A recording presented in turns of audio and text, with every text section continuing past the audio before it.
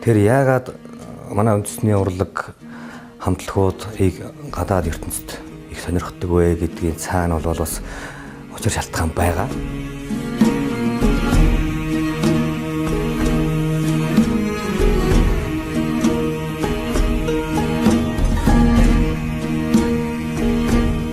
Жинхэнэ цэвэр байгалийн гişүдэх үзэл гүн хондоо тулгуурласан эко урлаг, Монгол урлаг өөрөө эко урлаг. За энэ эко урлаг ямар нүүр ертөнцид яагаад хэрэгтэй хүмүүсийн санааг татаад байна гэхээр энэ эртнээсээ өөрөө хүн байгаль хоёрын харилцсан шүтэлцээний тэнцвэрийг хадгалж явах зорилттойгоор бий болсон байна.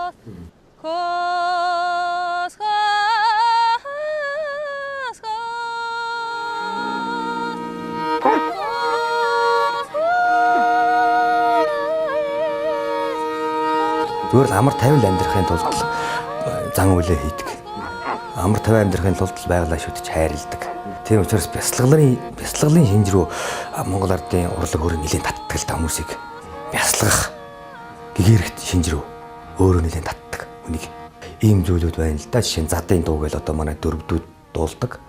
Задын дуу гэдэг нь бол зуны ихэнх сарын үед бороо орох үед дуулдаг зан үйл хийдэг байна. За мөн зарим нутагт бол овоо тагсны дараа дуулдаг дуунууд байна.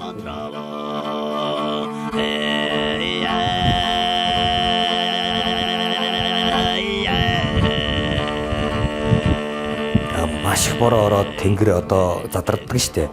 Тэр үед шар эсхий шатаагаа дуулдаг дууж байх шиг салхи гаргаж одоо дэгдээж тэрийг хөөдөгч байх шиг. Их салхирсан үе салхийг намж явах хэвээр зан үйлийн дууч байх шиг. Эдгээр чинь зан үйл шүү дээ те.